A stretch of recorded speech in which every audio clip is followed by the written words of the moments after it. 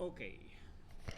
Donc, ici, ce qu'on va faire, c'est reproduire la pièce qu'on avait dans notre dessin PDF, mais qui nous donne finalement cette pièce-là. Pièce qui a un angle composé. Comme je vous expliquais tout à l'heure sur le dessin, vous avez 45 degrés entre cette face-là et l'orientation ici, donc cette ligne-là.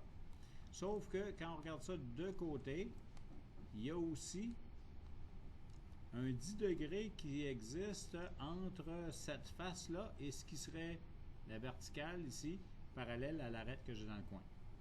Okay? C'est ce qu'on appelle un angle composé. Donc, c'est deux angles par rapport à mes orientations normales qui sont x, y, z, zx. Maintenant, ou les orientations normales de la pièce, parce que si la pièce était n'importe où dans l'espace, finalement, c'est par rapport aux côtés orthogonaux de cette pièce-là. Maintenant, pour aller chercher ça, je vais aller rechercher, je ne sais pas que je l'ai fait avec, là, mais je vais aller rechercher mon dessin. Donc, on va aller dans le 513, modélisation, P24, PDF, que voici. Donc, toutes les informations dont j'ai besoin sont là. Et comme je vous disais, dans le fond, les trois premières vues me donnent les dimensions de ma pièce, c'est-à-dire 2 pouces de long, 1 pouce et demi de haut, 1 pouce et demi de large, donné selon une certaine orientation dans le plan XY ou dans l'espace XYZ. Donc, pour me partir, il faut d'abord que je place la pièce correctement, sinon, à la fin, quand je vais l'analyser, je n'obtiendrai pas ce que je cherche. Donc, je veux le long côté dans le plan XY et selon X. Donc, je vais aller chercher mon plan XY ici. Et je vais créer une esquisse d'abord qui va me permettre de faire la base de ma pièce. Donc, j'ai ceci, OK, où je veux être accroché à l'origine. Je veux que le long côté de ma pièce soit selon X avec une longueur de 2. Que l'autre côté, bien, que les deux autres côtés soient à 1.5. Et que je sois à l'origine, 0 ici, 0 ici. Bon. Ce bloc-là devra faire 1 pouce et demi de haut, 1.5 comme ça. Donc ça, c'est mon bloc brut avec lequel je commence. Maintenant, tout sur mon dessin, okay, si je peux retrouver mon PDF, tout sur mon dessin me ramène à ce point-là, qui est ici, qui est là, qui est ici. Donc, le point qui est important pour localiser toutes mes dimensions sur mon dessin, c'est l'intersection de l'axe du trou qu'on retrouve ici. Là. Donc, l'axe ici et la base. OK, j'ai une ligne qui coupe un plan. À l'intersection des deux, j'ai un point. OK, et c'est ce point-là que je vais faire pour être capable de travailler. Maintenant, je peux faire mon point avant, faire mon trou sur le point. Je peux faire mon trou avant et faire mon point sur le trou. Je vais faire les deux juste pour revoir les séquences, mais c'est pas plus compliqué de faire un que l'autre. Si je décide de faire le point avant, ben, je peux aller dans ma fonction point et utiliser simplement les coordonnées pour dire point 75, 0. Ça me donne un point. Et ensuite de ça, quand je viens bâtir un trou, avec la commande ou l'outil trou, OK, et non pas l'outil poche, OK, je viens faire mon trou sur ce point-là, dans cette face-là. Je demande un trou qui fait 1 pouce de diamètre, qui fait 0.25 de profondeur, qui a un fond plat et non en V, qui a un type chanfreiné. Et ce chanfrein-là devra faire 0.0625 avec un angle de 90 degrés. Donc, en demandant un premier aperçu, j'ai ce résultat-là, j'accepte OK, et j'ai mon trou à la bonne place. OK? Donc ça serait la première façon de faire. Je fais mon point et je fais le trou sur le point. OK? Si je ne fais pas ça et que je fais l'inverse, comment ça se passe? Je prends le trou, on le fait sauter. Je prends le point, je le fais sauter. Je viens maintenant faire un trou quelque part. Là, parce que je viens de faire un trou qui fait 1/4 de pouce de profond, 1 pouce de diamètre, qui a un chanfrein, on me répète exactement le même trou. C'est un bon comportement, ça. Quand j'ai une série de trous semblables à faire, j'ai juste besoin de rentrer les paramètres du premier trou, puis tous les autres vont sortir tout le temps avec les mêmes paramètres. Ça fait que je n'ai pas besoin de redéfinir mes trous à chaque fois. Donc ça, c'est la première chose, mais ça, ça me donne les bons paramètres du trou, mais pas nécessairement la bonne position. Ce qui me reste à faire, c'est de venir dans l'édition de l'esquisse. Ici, j'ai le même icône que je retrouve là. Sauf que cette esquisse-là, c'est juste celle du trou. Elle est dédiée au trou. Donc, je retombe dans une esquisse spéciale qui contient un astérisque. L'astérisque, c'est le centre de mon trou. OK? Si j'essaie de bâtir un élément géométrique là-dedans, il va automatiquement être un élément de construction. Je ne peux pas dessiner n'importe quoi dans l'esquisse du trou. Dans l'esquisse du trou, il y a juste un astérisque qui est la valeur dominante. OK? Sauf que si pour positionner ce trou-là, j'avais besoin d'éléments de construction, je peux dessiner tout ce que je veux, puis ça va être là. C'est tout. OK? Donc, mon esquisse me permet donc d'aller contraindre par rapport à mon coin cet astérisque-là, qui va être le centre de mon trou. Et tout ce que j'ai à faire, c'est venir mettre 0.75 ici, puis 0.75 là, pour venir créer ce trou-là à la bonne place. OK? Donc ça, c'est une deuxième façon de faire. En bonus, je vais vous en donner une troisième. Si je veux sauver le temps de rentrer dans l'esquisse, tout ce que j'ai à faire, c'est de présélectionner l'arête de chacun des coins ou chacun des côtés, la face dans laquelle je veux faire mon trou, et je viens chercher mon outil après.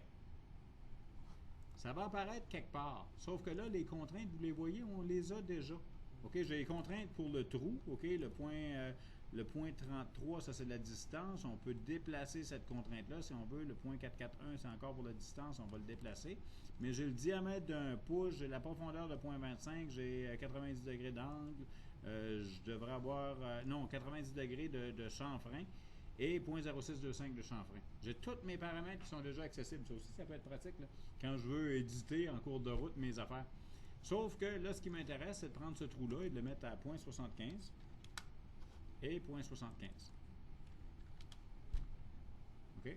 Donc là encore, je viens de placer mon trou à la bonne place. Mais je n'ai pas de point et je vais en avoir besoin de ce point-là. Donc si j'ai besoin du point à ce moment-là, soit que je prends le même chemin que tantôt, OK, je le fais par coordonnées. Sauf que si je le fais comme ça et qu'éventuellement je change mon trou de place, le point ne suit pas, le point va rester attaché aux coordonnées.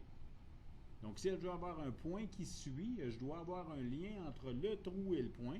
Et la façon de faire à ce moment-là, ce sera d'aller chercher centre du cercle ou de l'ellipse de la sphère. Là, il y a 2-3 choix. Et je viens ramasser le petit cercle ici, qui est dans le fond l'ouverture du bord du chanfrein par rapport à la base. Et ça me donne un point avec lequel je peux travailler. Donc, je retrouve encore un point et mon trou. Et je suis prêt à y aller. Pourquoi le cercle du fond? Pardon? Le cercle du fond. Pourquoi celui-là? Parce que moi, je veux avoir le point qui est dans la base. OK? Si j'avais pris ce cercle-ci ou ce cercle-là, j'aurais eu un point à l'intérieur de la pièce. Alors que mon dessin me montre bien que ma référence, c'est ce point-là, ce point-là, ce point-là. C'est tout le temps à partir d'ici qu'on travaille. OK? Donc, j'ai mon point. Et là, je voudrais être capable de pouvoir faire peut-être la découpe pour arriver à mon plan composé. Ce que plusieurs ont essayé de faire de différentes façons.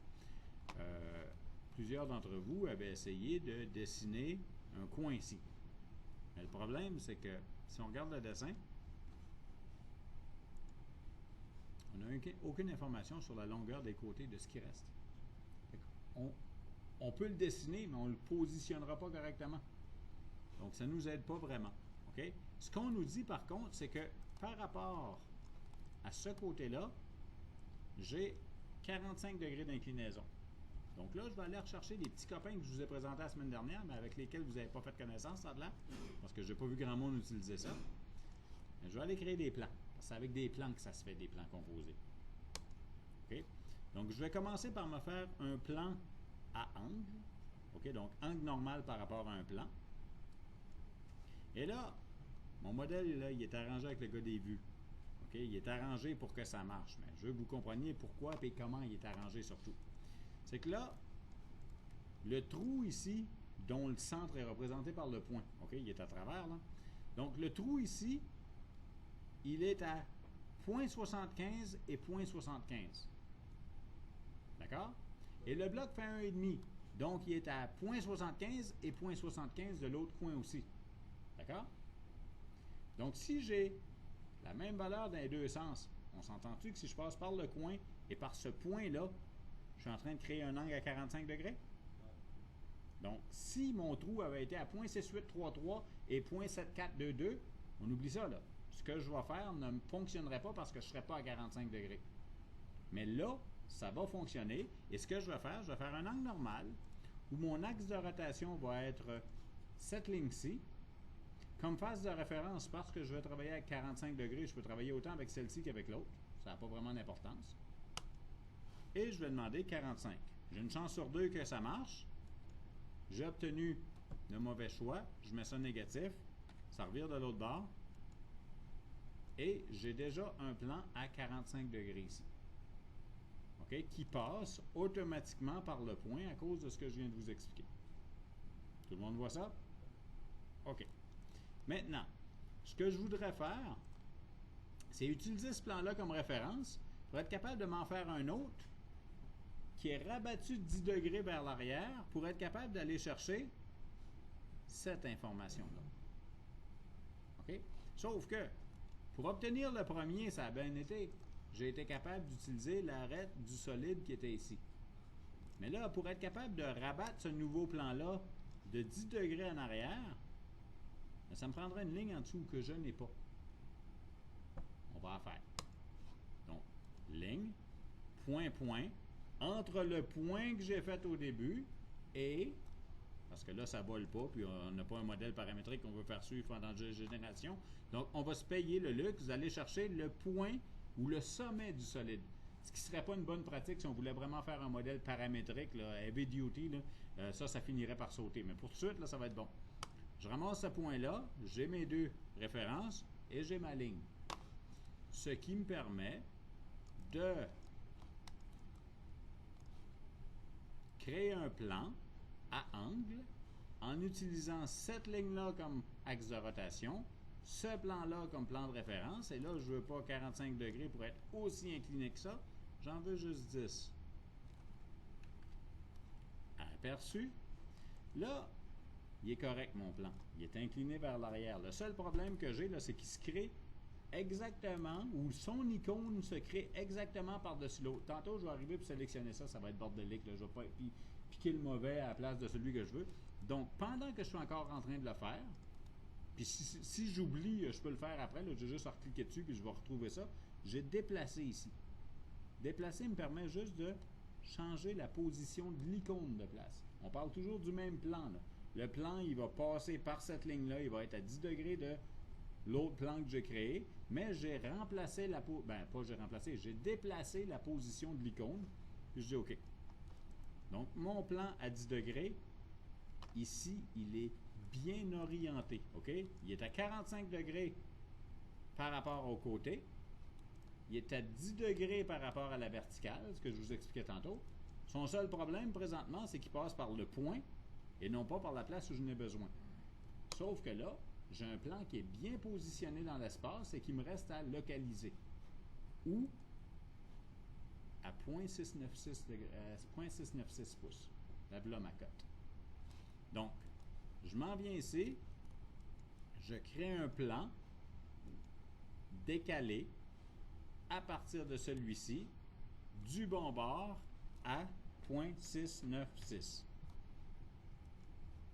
Ça, c'est le plan qui va me servir à découper ma pièce. Maintenant, on n'a pas tout vu ce que vous aviez besoin pour le faire. Vous aviez des outils pour vous arranger. Donc, la façon la plus rapide et la plus clean de faire ça, quand on peut, c'est d'aller chercher sous l'outil de surface épaisse qui est ici, son petit copain qui s'appelle coupe. Parce que si je prends coupe, je peux choisir un plan ou je peux choisir une surface. Il y a un vecteur qui apparaît et le vecteur me montre le côté du solide qui va rester une fois que l'opération va être faite. Donc, si je fais OK, ça coupe. Ça va très bien. Sauf que, je vous montre, une situation, puis il y en a des tonnes, là, mais je vous montre une situation où ça ne marche pas. Au lieu d'avoir ceci comme pièce,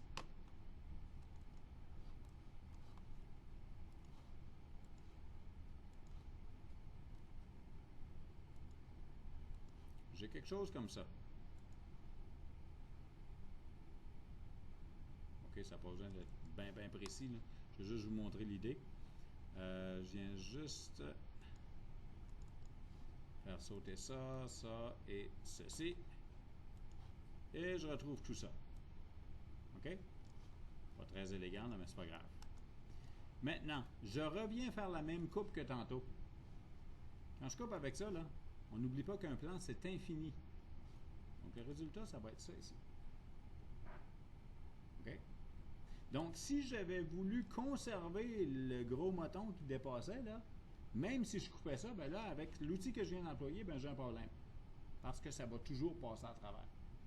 OK? Donc, ce que vous pouviez utiliser, avec ce que vous connaissiez aujourd'hui, c'est quelque chose comme ceci. On s'en va sur le plan. OK? Et on va simplement venir chercher une forme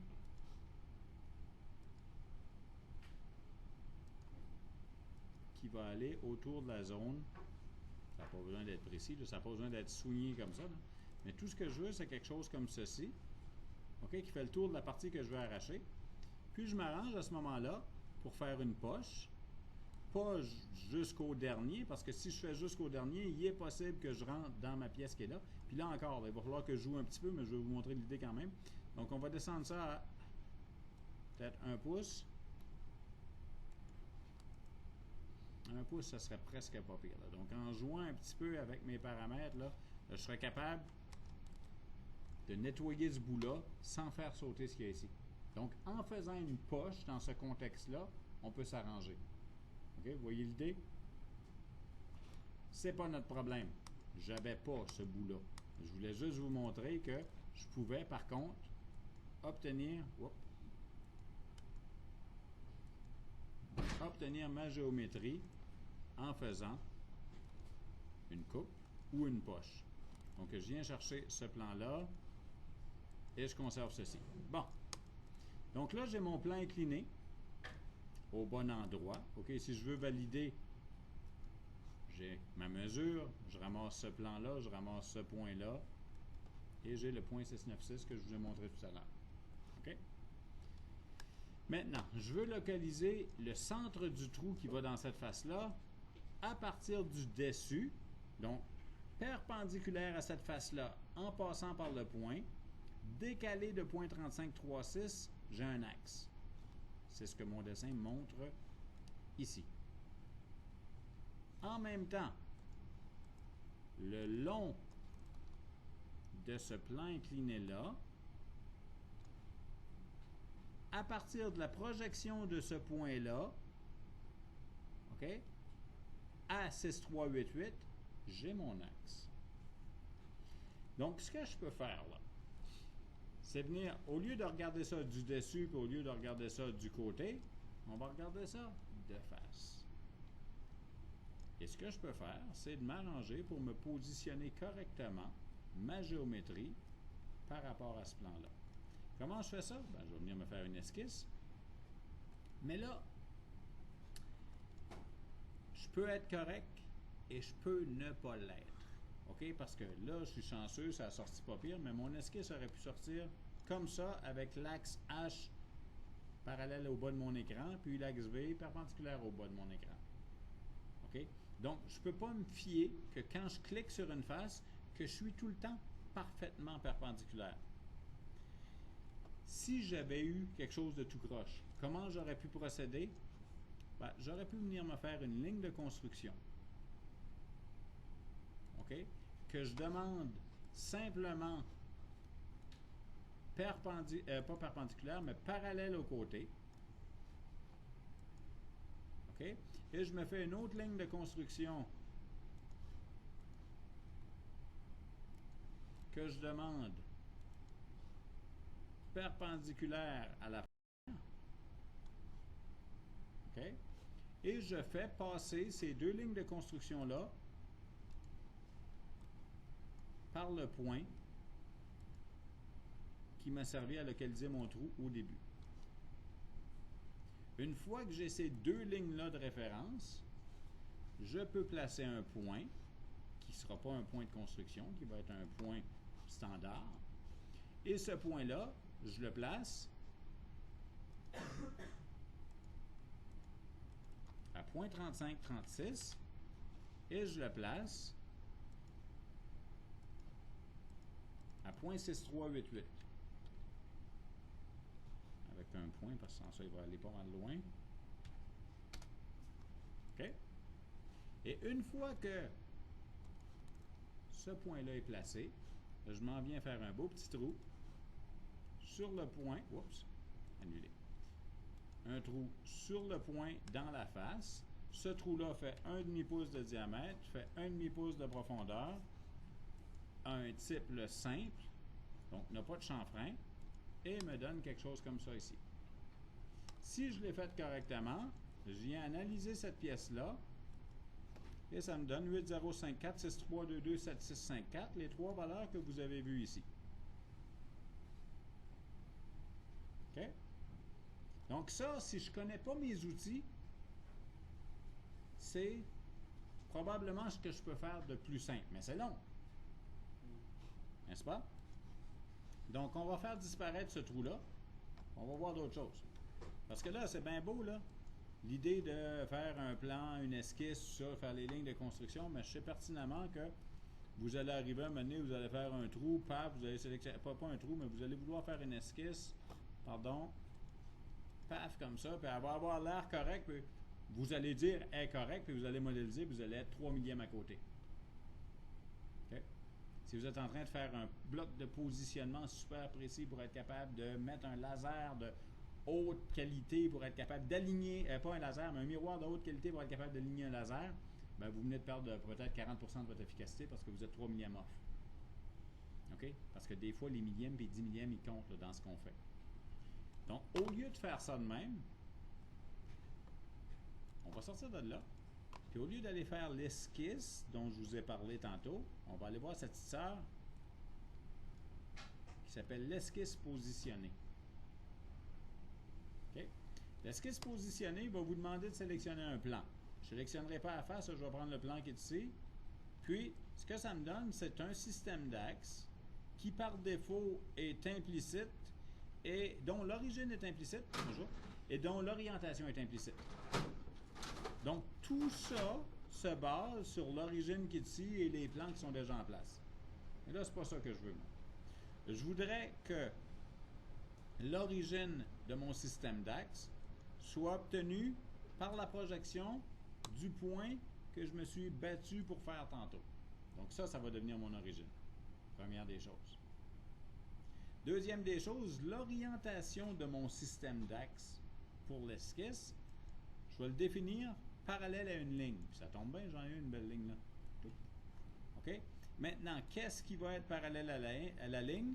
C'était ma direction H. Parfait. Le seul X, c'est que le H, maintenant, il pointe vers la gauche. Ça fait que si je clique OK là-dessus, mon sketch, il va me présenter la pièce 180 degrés par rapport à ce que j'ai là. Donc, je vais intervertir mon H ou inverser mon H. Donc, le H pointe vers la droite, le V pointe vers le haut. Je dis OK.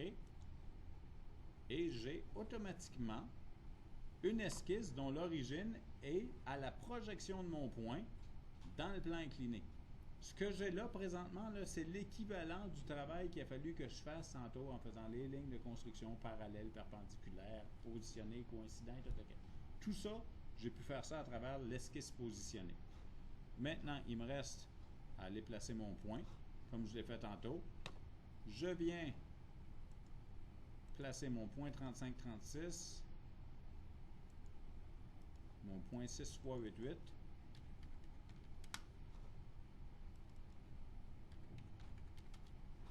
Et comme tout à l'heure, je sors de là pour venir faire un trou sur ce point-là, dans cette face-là, point 5.5. Ceci, j'analyse mon corps principal et j'obtiens 054 6322 7654. Ça arrive arrive exactement à la même place. Mais ça, c'est déjà plus optimal. OK? Donc, un plan composé sur un dessin va toujours vous demander deux angles. OK? Donc, ici, on parle de 45, on parle de 10, et une distance de 0.696. OK? Si je reviens là-dedans et que je vais voir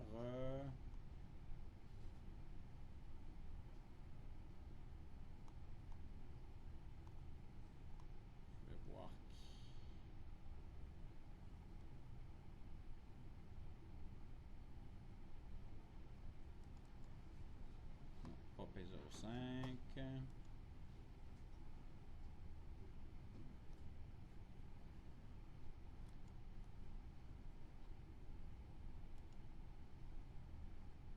Ça aurait été le fun d'avoir les icônes des PDF, mais c'est pas ça.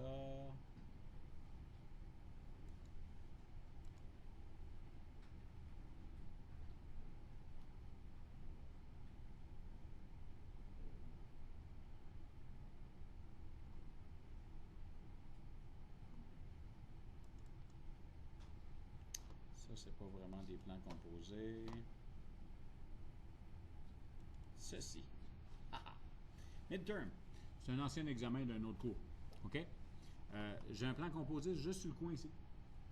Et qu'est-ce que j'ai comme information? Ben, j'ai 30 degrés ici, j'ai 30 degrés là, et j'ai 0.5 qui est donné à partir de l'intersection de l'axe avec la face. Ça ressemble au bloc qu'on vient de faire. Puis, le plan où je fais ma coupe. C'est un autre exercice de plan composé. Deux angles, une distance. Vous avez toujours besoin de ça. S'il vous manque un des trois éléments, vous n'êtes pas capable de positionner votre plan. OK? Donc, plus tard, aujourd'hui ou plus tard dans la semaine, pas nécessairement pour le premier examen, parce qu'il n'y aura pas de plan composé au premier examen, mais il va en avoir un au deuxième, soyez sûr. OK? Retravaillez ça. Si vous avez besoin d'aide, vous avez déjà, dans le 2.14, la recette de cuisine sous les tutoriels, faire exactement la même chose. Donc, j'explique comment faire le trou, positionner les affaires, faire la ligne, aller créer le premier plan 45, aller créer le deuxième plan 10 degrés, déporter le plan, aller positionner après ça le trou de 0.5 à partir d'une esquisse orientée, positionnée, d'aller placer tout ça, de faire le trou en place et de faire l'analyse pour obtenir le résultat. Donc, tout est là-dedans. Okay. On a même fait un petit peu plus parce que dans le fond, dans cette pièce-là, aussi, je rajoutais la création de trous et d'un pattern de trous. OK? Mais ça, je vais le montrer là, dans la théorie qui s'en vient. Ça fait que vous avez un tutoriel là, qui peut vous backer là-dessus. Pardon? Deuxième, pas au premier. Il n'y aura pas de ça au premier. C'est déjà trop compliqué pour le premier examen, ça. OK? Premier examen, là, ça va être plus... attendez un petit peu.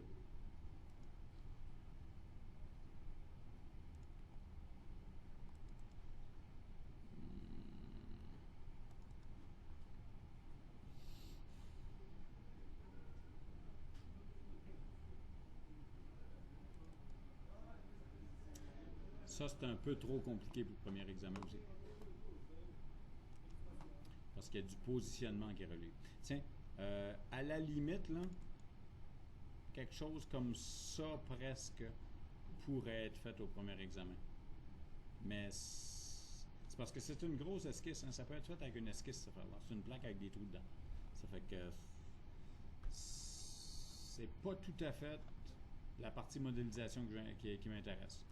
La partie gasket, c'est sûr, je vous ai donné des exemples. Là. Ça, c'est cute.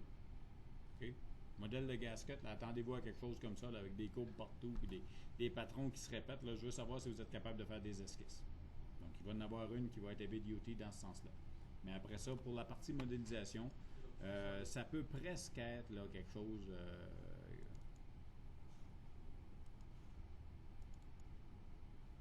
ça pourrait quasiment être quelque chose comme ça. Parce que là-dedans, tout ce qu'il y a, c'est des poches, des extrusions, il y a des congés, il y a une coque qu'on va faire tantôt. Donc, ça ne sera pas vraiment plus compliqué que ça. Une pièce avec quelques opérations 3D, mais des esquisses faciles. Tu sais, un rectangle, un autre rectangle, un hexagone, des choses du genre. D'accord? Ça vous aiguille un peu? Non? Oui. OK. Bon. OK. Pendant que j'ai ça d'ouvert, comme je vous disais tantôt, je veux revenir à travers l'extraction des vues, au moins ça, pour deux raisons. Parce que, un, vous allez avoir la possibilité d'aller vous ramasser quelques points bonus à l'examen en sortant les vues d'une pièce. Donc, je veux vous reparler de l'extraction des vues, puis en profiter parce que là, j'ai une pièce avec des plans composés pour vous montrer d'autres types de vues. OK? Et deux, parce que dans pas longtemps, dans votre cours de DC2, vous allez avoir un devoir où on va probablement vous donner une pièce CATIA, puis on va vous dire sortez les vues, puis cotez-la à la main ou quelque chose du genre. Donc, vous devez savoir faire les vues assez rapidement pour l'autre cours aussi. Fait que c'est pour ça que j'en parle aujourd'hui, puis que je vous invite, tant qu'à faire, à vous pratiquer peut-être un petit peu cette semaine. Ça va déjà permettre de vous ramasser quelques points en plus la semaine prochaine, pas la semaine prochaine, mais vendredi, puis vous serez prête à ce moment-là pour votre cours de DC2. D'accord? Donc, pour sortir les vues d'un dessin, d'abord, ça vous prend le dessin. Ça vous prend votre fichier .4 Drawing. Deux façons de le faire. Vous pouvez partir de rien, faire fichier, nouveau, drawing, et faire OK. Ça va vous amener à une boîte de dialogue qui va vous permettre de choisir votre standard. Donc, le standard ASME, ENA, B5, R20, c'est correct. Et de choisir la grandeur de la feuille que vous voulez utiliser. OK? Supposons qu'on reste avec un format A, parce que je vais vous montrer comment ça marche à travers un format A et à travers cette démarche-là, mais personnellement, je ne travaille jamais comme ça. OK? Je vais vous montrer pourquoi après. Pardon? Tu cliques sur nouveau, puis au lieu de parts, Nouveau tu drawing. Ouais. OK? Donc, je fais OK. Et ça va m'ouvrir un nouveau fichier .4 Drawing avec rien dedans. Bon.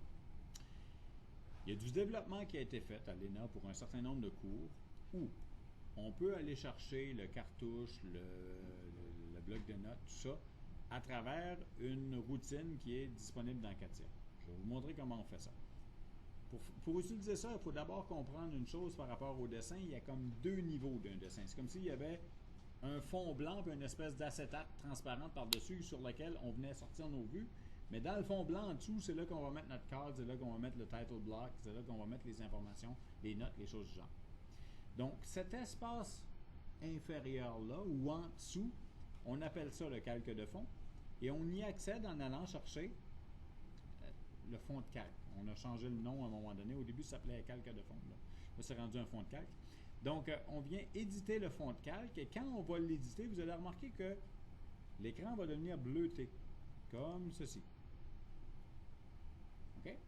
Et on vient de perdre un certain nombre d'options. Vous ne pouvez plus extraire de vue dans un fond de calque.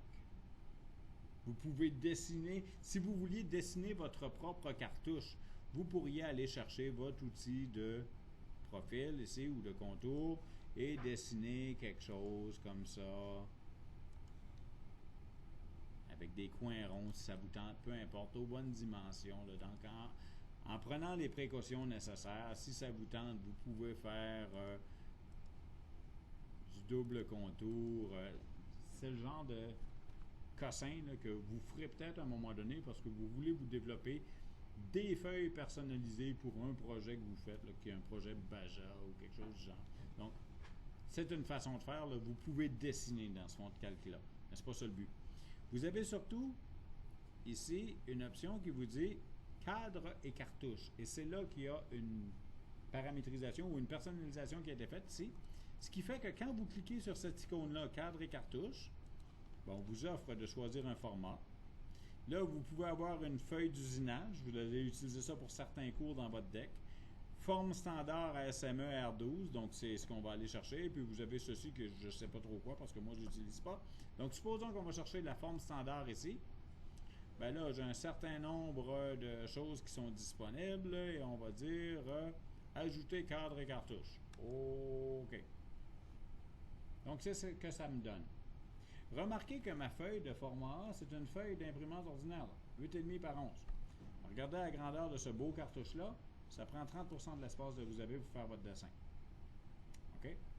Et c'est sûr que par contre, le format automatique va récupérer votre nom d'usager. Ici, ça va être votre numéro d'étudiant qui va apparaître, la date, une couple de choses du genre.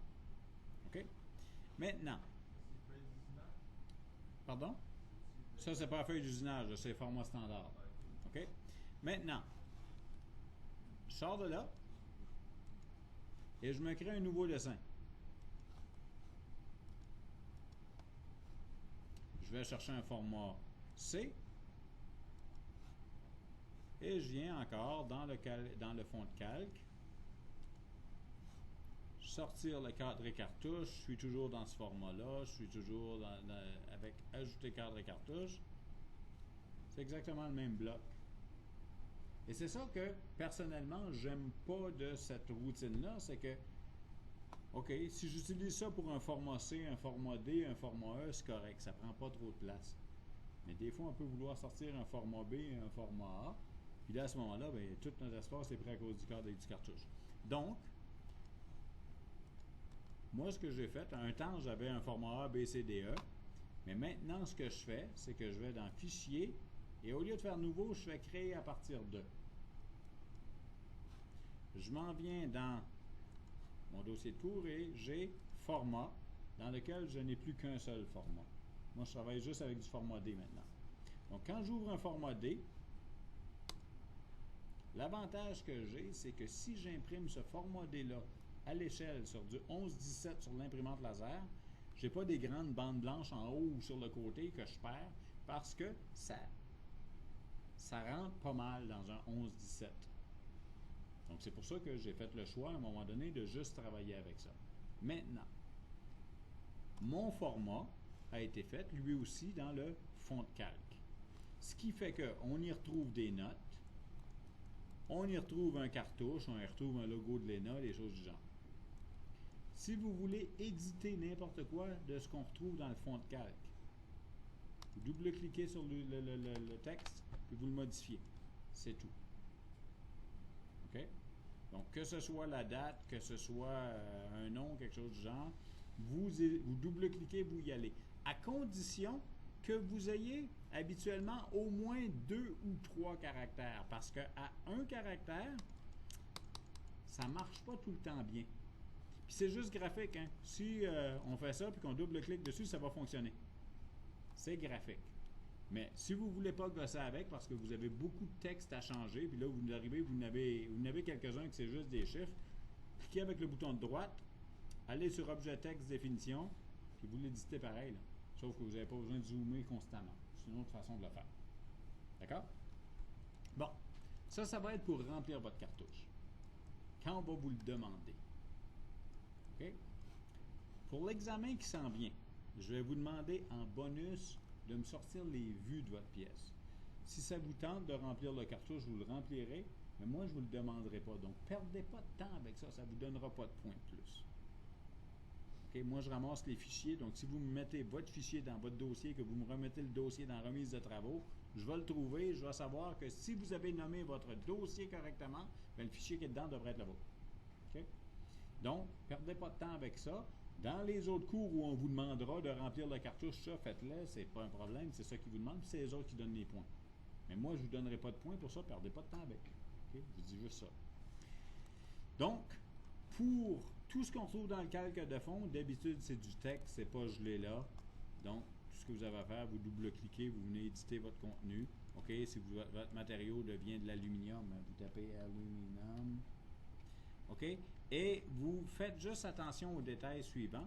C'est que des cartouches, vous allez retrouver, dépendant des cours, dépendant de ce que vous allez faire comme travail, en français ou en anglais. OK? Si le cartouche est en anglais, on écrit en anglais. Si le cartouche est en français, on écrit en français. Du français et de l'anglais sur le même dessin, ça ne va pas. OK? Donc, si je vous donne un cartouche comme ça puis vous utilisez le mien, c'est pas grave, là.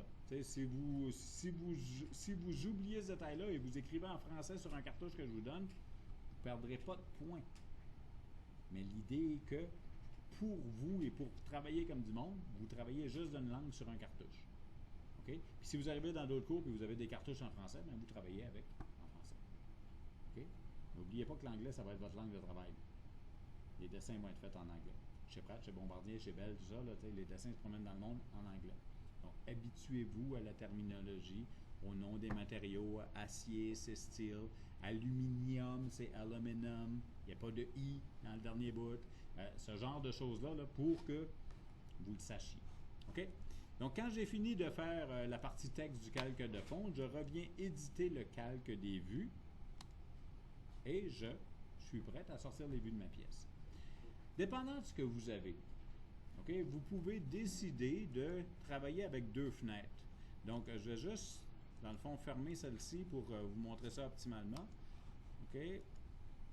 Donc, vous pourriez demander une mosaïque verticale pour avoir les deux côte à côte.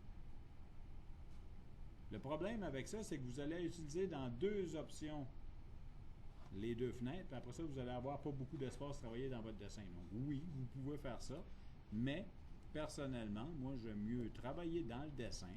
Quand j'ai besoin d'aller dans le 3D, j'y vais, puis après ça, j'en sors, c'est fini. Donc, pour sortir mes vues, j'ai une série d'outils ici. OK? Et dans la barre vue, ben, j'ai vue de face, mais vue de face possède le bloc de projection. Donc, dans mes projections, je peux aller sortir ma vue de face. Ma vue de face va me demander d'aller chercher la référence sur le 3D. Donc, je clique là-dessus, je m'en viens sur Fenêtre, je passe au modèle 3D et je viens choisir la face qui m'intéresse. Remarquez la petite fenêtre qui apparaît en bas à droite. OK? Aussitôt que vous vous déplacez vers une face, vous allez voir ce qui vous est proposé. C'est déjà un bon indice. On clique là-dessus. Ça se peut que ça sorte correct du premier coup. Il aurait été possible aussi qu'elle sorte comme ça, cette face-là. OK? Parce que moi, j'ai cliqué une face, mais elle peut apparaître flippée dans mon modèle. C'est pour ça que j'ai cet outil-là, une espèce de boussole qui est ici, que je peux utiliser via le point vert pour réorienter ma vue, ou que je peux utiliser directement avec les flèches qui sont ici, par les mêmes incréments, 30 degrés à la fois, par défaut, ou que je peux utiliser par les grosses flèches. OK? Quand j'ai fini de me localiser, si c'est ce que je veux, soit que je clique sur le bouton bleu qui est là, ou que je clique dans le blanc. C'est pareil. Et ça me donne ma première vue. Sauf qu'on remarque que cette première vue-là est peut-être petite un peu par rapport à l'espace que j'ai sur ma feuille. N'oublie pas, c'est un format D, ça. Format D, c'est du 11, 17, 17, 22, 22, 34. 34, 22. Donc, c'est sûr que si mon bloc il fait 1,5 par 1,5 par 2, ben, il a l'air perdu un petit peu. Donc, j'ai le droit de venir sur le cadre de ma vue et d'en changer les propriétés, pour mettre peut-être l'échelle à 2. C'est déjà mieux. C'est un peu plus grand. Je ne le mettrai pas à 4, là, parce que autour de mes vues, il va falloir que je sorte des cotes tantôt. OK, regardez mon dessin, là. Oups. Pardon. Ah, je l'ai fermé.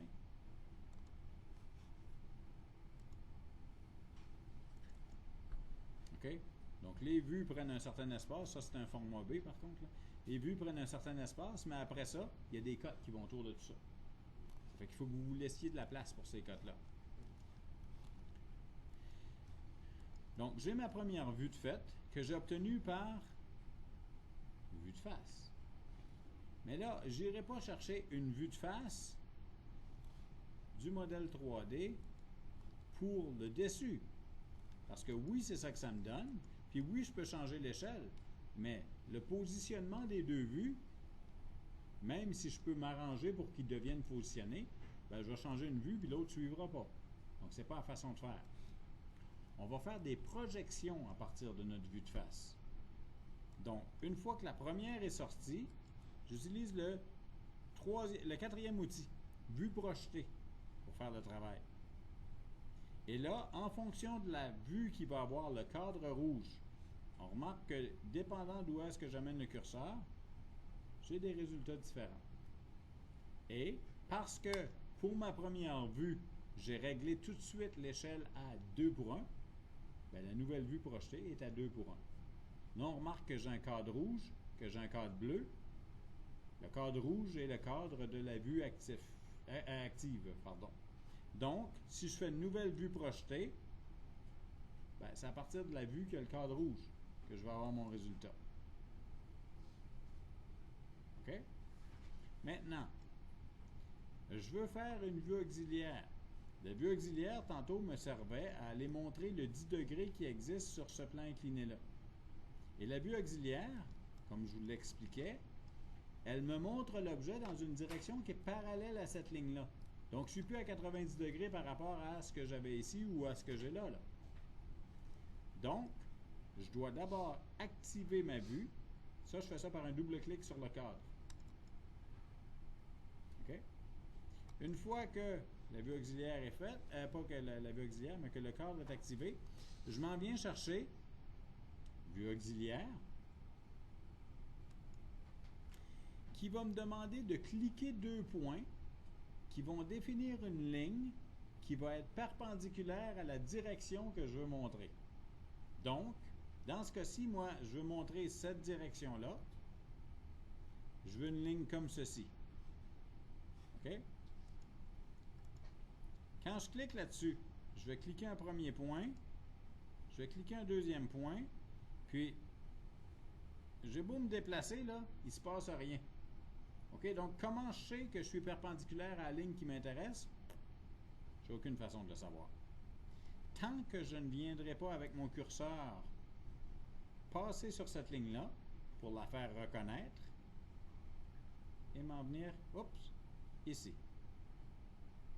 Donc, vous voyez là, le symbole de perpendicularité qui apparaît là? C'est simplement parce que je suis allé chercher la ligne avec mon curseur. Donc, j'aurais pu faire ça, j'aurais pu chercher ça, et hop.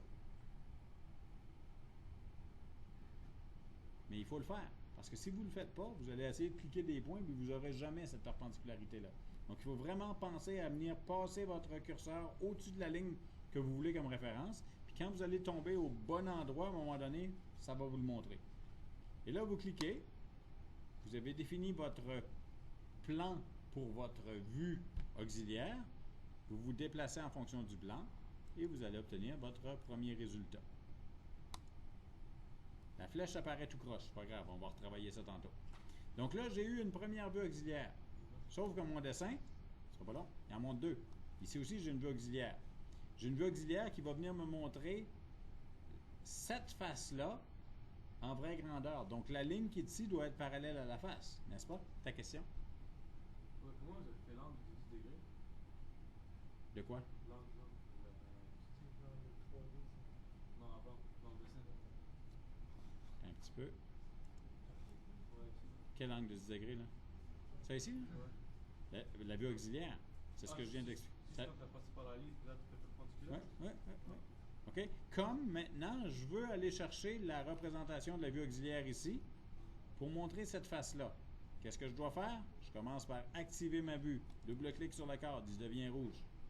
Ensuite de ça, je viens chercher ma vue projetée, auxiliaire, ici.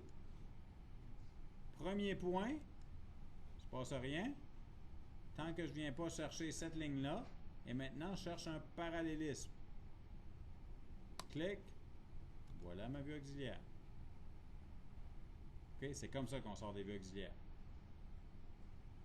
OK? On active la vue de laquelle on veut extraire la vue auxiliaire. On clique le premier point pour définir la ligne qui va me servir à faire ma projection. On vient choisir notre élément de référence. Et on clique le deuxième point quand on est capable de voir une perpendicularité ou un parallélisme en fonction de ce qu'on cherche. OK? Maintenant, il est apparu ces flèches-là. Mon dessin les présentait comme ceci. Ça, c'est simplement de la modification de paramètres graphiques. Ce que vous faites, vous allez sur la flèche, bouton de droite, propriété. Et là, ce qu'on a, c'est ce mode-ci. qui n'a pas vraiment de nom, il n'y a rien qui apparaît ici. Ce qu'on veut, c'est 2 flèches avec une ligne entre les deux, comme ceci. Vous pouvez appliquer en cours de route pour voir si ça commence à ressembler à ce que vous voulez. Vous pourriez aller chercher ça aussi, appliquer. Vous pourriez aller chercher ça aussi, appliquer. Okay. Mais, on va y aller avec le premier choix, appliquer, et ceci. Même chose ici, propriété, premier choix, appliquer. Les lettres sont déplaçables. Remarquez que par défaut, ces lettres-là vont sauter un peu en fonction du quadrillage qui apparaît sur votre feuille. OK, les points aimantés là, que vous avez. Donc, vous avez le réglage des points aimantés ici, que vous pouvez désélectionner. Et là, quand vous allez déplacer votre lettre, elle va sauter encore. Ça va-tu mal? OK? Vous appuyez sur le bouton Shift, la flèche vers le haut. Et là, à ce moment-là, vous pouvez l'amener exactement là où vous voulez.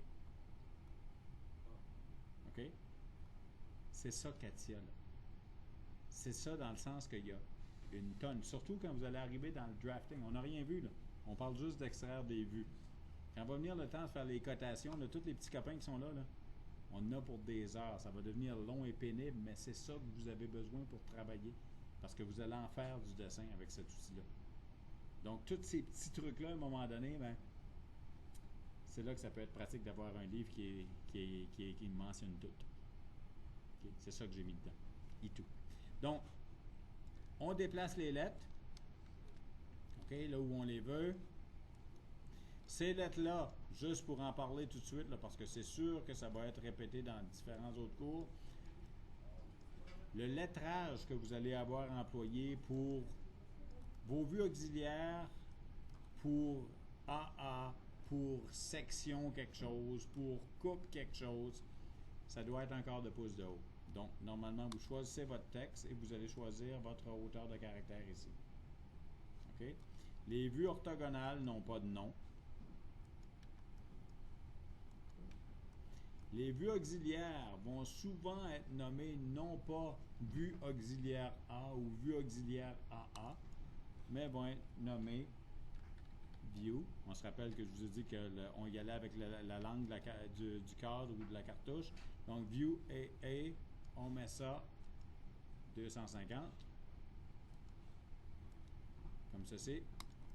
Même chose ici. View B 250. Comme ceci. OK. Et ce qui manquerait pour rendre ça joli, c'est peut-être une petite vue isométrique. Ce qui fait que vous pouvez retourner dans vos vues et vous avez le mode isométrique qui va vous demander, comme la vue de face originale, de repasser au niveau du modèle 3D, de choisir votre point de vue. Si ça fait votre affaire, vous le cliquez et vous sélectionnez. Une vue isométrique, il faut qu'on identifie ça. Donc là encore, souvent on va retrouver isometric, tout simplement, en lettrage de 1/4, comme ceci. Là, elle a peut-être l'air un petit peu petite et un petit peu perdue par rapport au reste de la vue, donc on va aller changer l'échelle. Propriété 2.1. Et si ça vous tente de faire du style, OK, parce que là, on rentre dans le style, là, parce que normalement, industriellement, si vous êtes en train de travailler pour une place comme Pratt, Bombardier, tout ça, qui sort des milliers de dessins par jour, OK, sur des tonnes d'imprimantes laser, tout ça, il n'y a personne qui se casse le beigne à essayer de travailler avec des couleurs, puis des rendus, puis des choses du genre. Mais si vous travaillez d'un petit bureau à un moment donné qui sortent 3 dessins par jour ou 20 par semaine, peut-être qu'ils marchent avec une imprimante couleur, puis ils sortent le dessin en couleur. Ça paraît peut-être bien, là, mais vous dites, ça montre juste que ça ne lui coûte pas. Ils en font pas assez pour que ça lui coûte cher de sortir en couleur. Il n'y a personne qui travaille de même normalement. Mais si vous voulez faire ça, vous pouvez aller sur le cadre de votre vue, aller dans vos propriétés. Et si vous descendez plus bas, parce que ça n'apparaît pas directement, hein, c'est caché, ça aussi, il faut le savoir, vous pouvez changer votre vue exacte par une image bitmap. que vous pourriez à ce moment-là choisir de faire en mode rendu réaliste avec arête, que vous allez appliquer et qui va vous donner quelque chose qui est ombragé.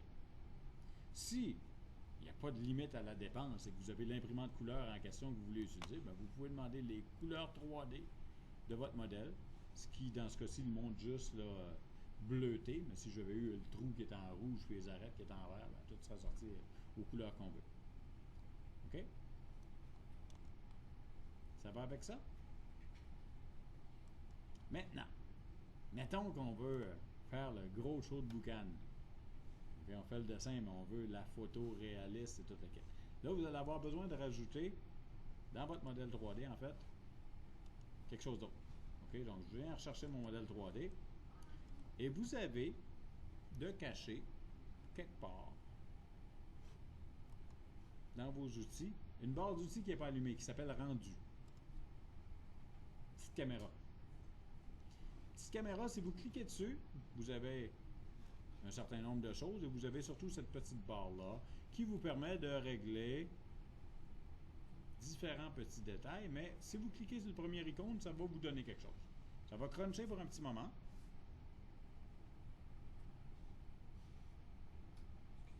Et là, c'est sûr que ça se peut que ça soit, c'est vrai, je n'ai pas pensé à mon coup, ça se peut que ça soit long un petit peu parce que j'ai l'enregistrement qui roule en parallèle, donc on demande du calcul, mais je vais répondre à la question pendant que ça calcule. Oui? Dans la vue isométrique tout à l'heure, Oui. on peut choisir l'orientation. Parce que quand on écrit, on peut choisir l'orientation de la vue isométrique qu'on veut. Ben, par défaut, j'ai la vue isométrique qui est un point de vue qui me donne, mais moi je peux déplacer ça comme je le veux. Là. OK? Oui, parce que vu qu'il y a une espèce de trou dans le fond, si On pourrait vouloir montrer ça avec le trou, justement. On pourrait vouloir le montrer comme par en dessous. Oui. Effectivement, bien sûr. OK? Donc, votre première icône vous donne accès à des fonds d'écran. Donc, si vous voulez faire votre bloc dans une scène de montagne, dans une scène de forêt, vous faites ce que vous voulez. Là. C'est un objet qui vient de nulle part et qui est apparu là. Donc, vous commencez par votre fond d'écran. Et si, attendez un petit peu, si vous le désirez, ben vous allez dans vos... Attendez un petit peu. J'ai écrit ça quelque part un jour. Là. Je pense que vous allez dans... Ah non, c'est ici, je pense. Ajouter la scène aux favoris, c'est ça. Vous pouvez aller rajouter un fichier. Attendez un petit peu. C'est ici, je pense. Un fond. Vous pouvez aller chercher... attendez un petit peu. Qu'est-ce que j'ai comme JPEG de disponible? J'ai déjà...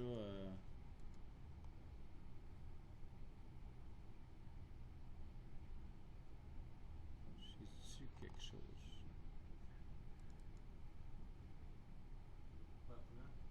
Je sais pas qu'est-ce que c'est cette affaire-là. On va regarder ce que ça dit. Là. Ouf. OK. C'est un JPEG, c'est un dessin.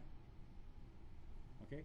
Qui est là, en fond d'écran. Bon, on pourrait donc aller chercher ces images et les plugger là en fond d'écran, si ça vous tente. C'est pas vraiment ce que je veux, là. Ça fait que je vais revenir à... Tiens, ça va... Ah, c'est joli, ça. Petit bloc.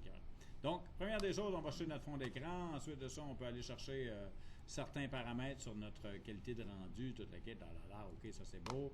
On va aller chercher la zone qu'on veut représenter parce que je peux avoir un fond d'écran, avoir mon bloc, mais je ne veux pas avoir tout ça. Là. Je voudrais avoir juste cette partie-là avec le monsieur qui marche en arrière, qui est rendu.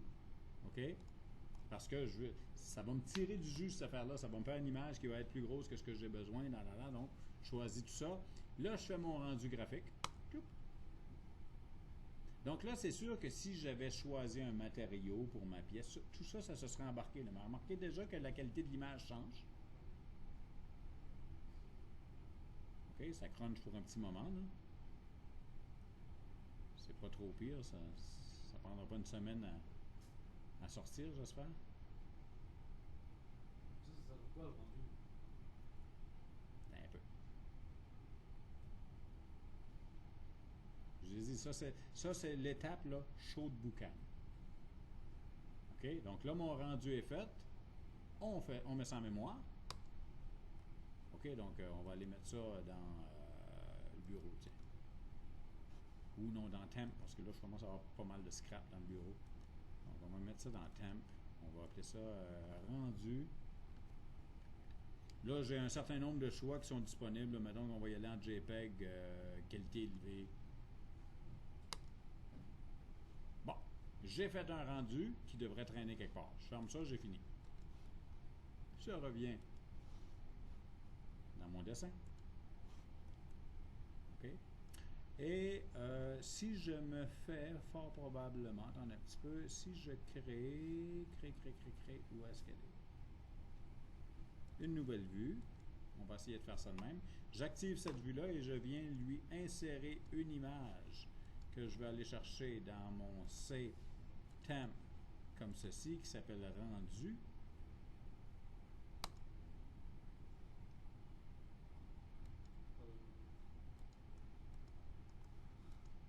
Vous retrouvez votre photo de votre objet.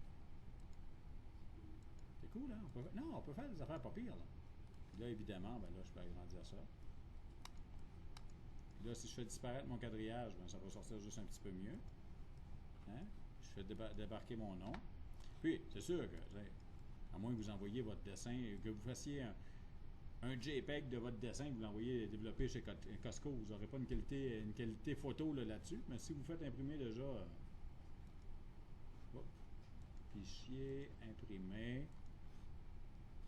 OK, on met ça en format lettre. Je ne fais pas un 11-17 pour ça tout de suite. Là. Ajuster à la page. Et ça, c'est important aussi. Là. Vous allez passer dans le mode d'impression. Cliquez pas juste sur l'imprimante qui est là parce qu'il va sortir n'importe quoi l'autre. Donc, vous allez faire fichier imprimé. Vous arrivez dans cette boîte-là. Vous choisissez votre grandeur de feuille. Vous choisissez l'orientation si c'est nécessaire. Dans ce qu'on fait pour le moment, ajuster à la page, ça va être suffisant. On ne veut pas faire d'impression à l'échelle. Et vous demandez un aperçu tout le temps pour voir si ça a l'air à vouloir s'enligner comme vous le voulez. Vous voyez, pour un format A, quand je travaille avec un format D, je perds de l'espace ici. Sur un format B, j'en perds pas tant que ça. J'ai des bandes qui sont presque égales tout le tour. Donc, c'est pour ça que j'aime bien, moi, un format B pour l'imprimer et un format D pour travailler. Puis là, quand je sors ça, OK. Ben là, je vais avoir les vues orthogonales, les vues auxiliaires, mon isométrique avec mon ombrage et mes couleurs, si j'avais des couleurs, et ma petite photo dans le coin avec mon bloc qui a été déposé sur le paquet de roches pour faire, je ne sais pas trop quoi. Katia, encore, on peut peut-être avoir un besoin. On dirait qu'il est à terre, pareil. Est-ce que dans Katia, on peut faire quoi? Non, ça sent pas pire. Si maintenant on fait une pièce ou quoi que ce soit, puis on veut modéliser les forces, les contraintes, peu importe ce qu'on veut modéliser. Faire une analyse de stress sur une pièce? Ouais. Est-ce qu'on peut le montrer en dessin, sûrement si on peut envoyer Si tu veux le montrer en dessin? en impression? OK. Première des choses, le stress sous Katia, moi, j'en ai pas fait beaucoup pour deux raisons. D'abord, parce que j'ai pas une expérience à tout casser là-dedans. Et deux, parce que j'ai pas une expérience à tout casser là-dedans, et je vais pas vous montrer le peu que je connais, qui est très préliminaire et qui pourrait vous rendre dangereux.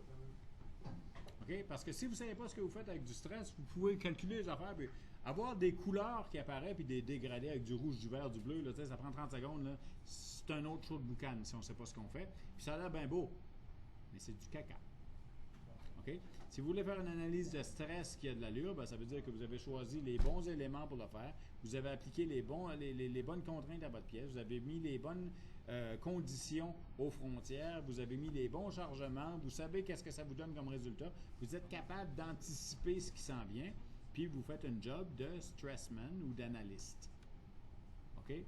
Parce que sinon, de faire 2-3 tutoriels d'un livre et dire que vous faites du stress, là, vous avez fait 2-3 tutoriels dans le livre. Quand vous aurez fait ça, puis que vous aurez travaillé une autre année ou 2 ans avec des gens qui vous montrent comment ça marche, là, vous pourrez vous considérer comme analyste. Okay? Mais, si on fait du stress en utilisant les fonctions d'analyse qu'on retrouve ici, OK, oui, on a de l'analyse de stress disponible. On fait notre modèle et il y a possibilité de générer des rapports. Si on veut en parallèle aller chercher de l'information qui ne vient pas dans le rapport. Il n'y a rien qui m'empêche, parce que quand je vais faire une analyse là-dessus, ben, il va m'apparaître des petites tables avec des couleurs, des choses du genre. Ben, je fais des captures d'écran puis j'intègre ça à mes documents si je veux le faire. Mais oui, ça se fait. OK? Mais moi, je ne couvre pas ça dans mes cours. OK? Parce que pour que je sois même intéressé à couvrir ça dans mes cours, ben, il faudrait que j'aie le sentiment que le monde est sorti de Force et Contrainte 1 et Force et Contrainte 2 avec un bagage suffisamment solide pour comprendre ce qui se passe au niveau du logiciel. Ce qui n'est pas nécessairement toujours le cas. OK? Donc, c'est l'idée. OK. Des questions là-dessus? Bon. Ce que je fais, je pose le vidéo. OK? Parce que là, on a parlé de plans composés, on a parlé de dessin dans cette vidéo aussi. C'est sûr que je peux continuer, mais si vous avez à réviser, ça ne sera pas évident. Je fais une pause sur la vidéo, j'en repars un deuxième, puis là, on parle de modélisation 3D. Parce que là, c'est bien beau, là, vous avez suffisamment de viande pour être capable de sortir des vues pour ce que je vais vous donner en pièce d'examen. OK? Les vues qui vont être vue orthogonale, vue de face, vue orthogonale, vue isométrique. Je ne vous demanderai pas, vue auxiliaire peut-être, là, mais ça dépend. Je ne penserai pas. Mais c'est surtout que vous en avez en masse pour ce que vous avez besoin. Là, je vais vous donner des outils de 3D, puis qu'on travaille un petit peu avec ça. OK? Donc, il n'y a absolument pas de cotation à ce premier.